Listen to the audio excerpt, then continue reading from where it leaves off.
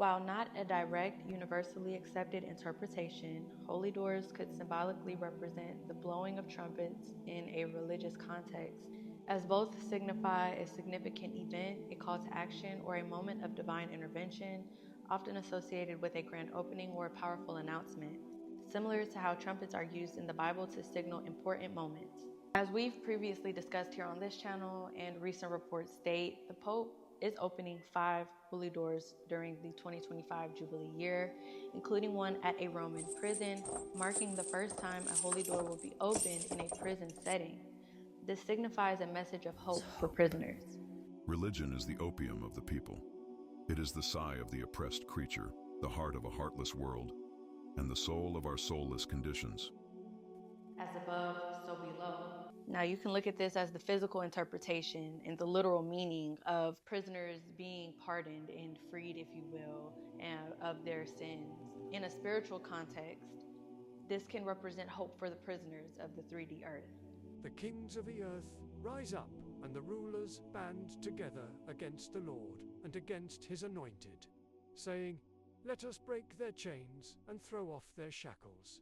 In many spiritual traditions, the mark of God on the forehead is often associated with the third eye, which is considered the center of intuition and spiritual insight.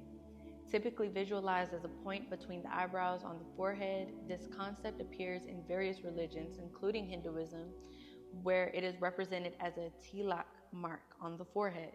The seal on the forehead that marks the 144,000 witnesses from the 12 tribes of Israel. Revelation 7 is a sign for protection from the stinging locust plague of Revelation 9.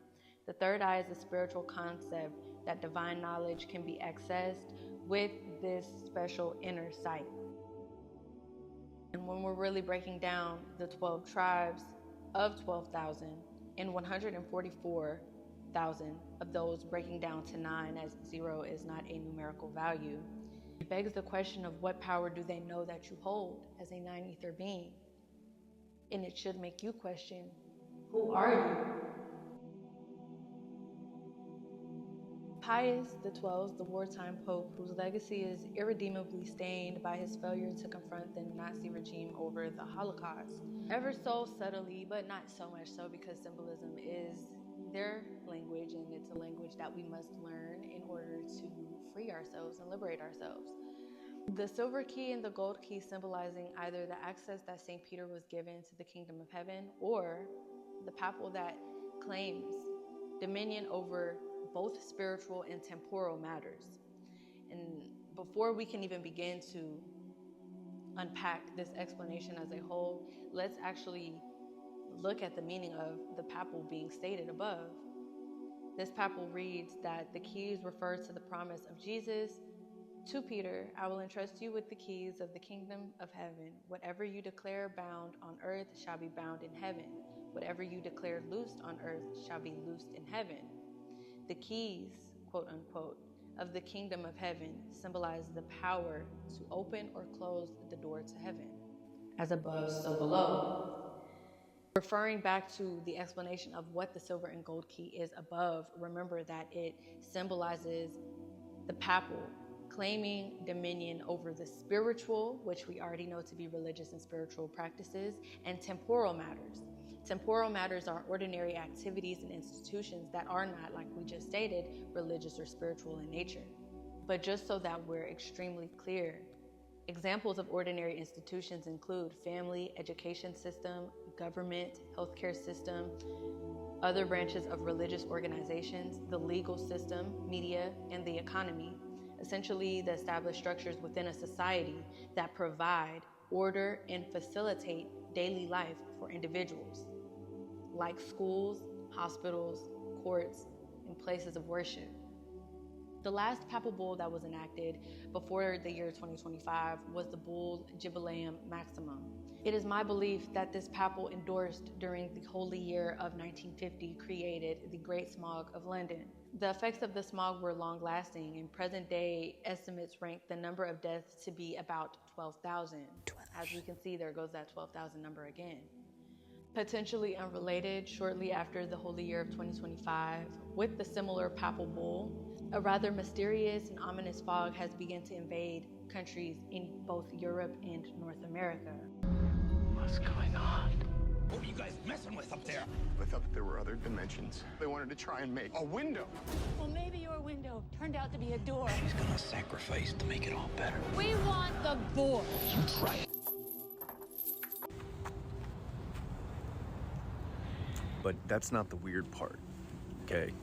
Like, number one, it's weird because as it gets later in the day, fog should lighten, dissipate, and it's really not. But the weirdest part is the taste and smell. It smells like after you set off a bunch of fireworks, and like the taste of the air is, I mean, the only word I can think of is toxic. With all this talk about the ever-impending rapture and coincidental spike in aerial phenomena, I believe it is a good time to theorize what some of these light shifts may actually reveal themselves to be in the near future. The Merkaba, or Merkaba, is a sacred geometry symbol that some believe can be activated to transform the body into a light vehicle, allowing the individual to travel to higher states of consciousness. The word Merkaba is derived from the Hebrew words Mer, meaning light, Ka, meaning spirit, and Ba, meaning body. Activation of this light vehicle, or this light body, allows you to see beyond the physical reality, help you access metaphysical dimensions, and connect you to a higher wisdom. Therefore they are before the throne of God, and serve him day and night in his temple. And he who sits on the throne will shelter them with his presence. Prophet Ezekiel in the Old Testament described a vision of the throne of God, or Merkaba, which inspired Jewish followers to try and experience the same vision. And while all this information is great, it still doesn't describe how the 9 ether beings will truly be able to ascend this physical reality and enter the new earth after the dust settles. Well, it turns out that X-class flares remain in the top spot as the strongest of all. And it's no coincidence that just since the Gregorian entrance into their new year, solar activity strongly influences conditions in space known as space weather. This space weather can affect satellites as well as communications and navigation systems on Earth, such as radio and GPS, and most impactful of all, power grids. When the sun is most active, space weather events become more frequent. Solar activity has led to increased aurora visibility and impacts on satellites and infrastructure in recent months. And it's important to note that just as our solar sun has flipped poles, so has our core sun. As above, so below. And just to side quest here a bit, and leave the world behind, there was various Easter eggs that was left by our beloved directors, the Obamas, in which they displayed to you exactly when the grid will go down. From that film, we were able to determine that the best time to visit the beach in New York is from mid-June to early July and early August to late September. However, ironically, July 2025 NASA is predicting that the sun's activity will increase towards its next solar maximum. So in the same way that they're showing you that in the film, they're also simultaneously programming the masses to believe that the blackout was not caused by this solar maximum that they're telling us about subtly, but it was actually caused by, increased frictions amongst the world and a cyber attack instead of the solar maximum. As you can see in the film, they're showing you and telling you about the blackout to come because the technology and the grid system that we have today, it's unnatural. And anything unnatural is going to perish and is going to be affected by this influx of solar flares and gamma radiation that we're experiencing and receiving. And the gamma radiation, I believe, is coming from our core sun. And the solar flares and solar radiation is coming from our solar sun. And so that's why I really wanted to highlight As Above, So Below in this film, and how much these paradigms are actually being used and practiced. Like, a lot of these hermetic principles are actual universal law and universal principles, and it's like it's doing yourself a disservice not to verse yourselves on these principles, because these are the same principles not only being used against you, but being used by you knowingly or unknowingly. You can be causing yourself good karma or bad karma. You can be, as you just heard the Pope saying, he was given those keys to bind or loosen. Like, you are able to control the trajectory of your life via choice, via free will. But if you are making decisions willy-nilly without proper guidance and proper education and knowledge on certain choices and how, the principle of cause and effect works, you're just doing yourself a disservice. And that's exactly how they wanted it. As you can see, the Pope was given these keys to control the earthly realm and to bound all of us to this earthly realm and strip us of our ability to ascend outside of this realm. And, it's really unfortunate that we're at a time where, at first it was kind of rocky, like around 2020 when everything first started. The first time they really was just temperature checking society to see where everybody was at with things. And that was the first emergence of people starting to kind of think for themselves and kind of question things that were going on around them. And from that, the divide between, thought processes of, the interpretation of our everyday reality has just continued to divide and divide and divide.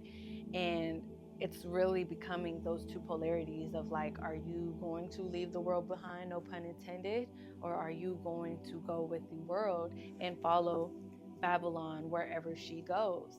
Because with these solar flares and with this influx of gamma radiation, and this time I feel like, the truth is not hidden any longer, and it will become increasingly evident how inverted this world actually was.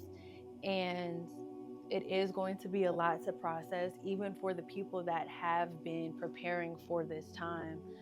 But that's where you do yourself, that benefit by continuing to be open-minded and do the research and do the work behind the scenes to make sure that you are part of that collective nine ether consciousness, right? Because as we were stating before, the 144,000, I recently was trying to understand, like, how do you interpret that, right? Like 144,000. I first heard it from Dr. York, and if you haven't looked into any of Dr. York's publications, if you are into stuff like this and abstract thought and just questioning things on a very deep level, I really suggest and recommend his publications and his lectures and his teachings, because he really offers a lot of wisdom and knowledge.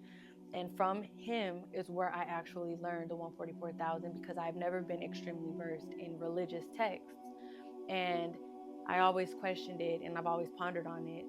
But to kind of understand that a lot of things in this realm is an allegory, and a lot of things have been personified, and kind of we try to simplify complex thoughts and complex happenings and occurrences for the layperson to understand and grasp, right?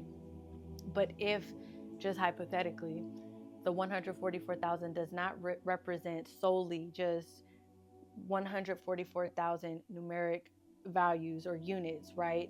But more so of a concept of a representation of the nine ether energy as a whole, and that it might be less than 144,000, it might be more. I hope that makes sense. But it's really about the essence of that being, of those beings that were transcribed, right, in the holy book of the Lambs. And you've already been chosen from day one. You knew what your mission was here, and you've been not straight, right? That's just a thought to think about, because like I said, the world is so mysterious and it's hard to really kind of decipher one thing or another. But what you can always know for sure is that, one, you are protected. Two, the answers lie within you always, because source resides within you. Source consciousness resides within you. So you have the answers always. All you have to do is turn to source self, because we are reflections. of the Most High.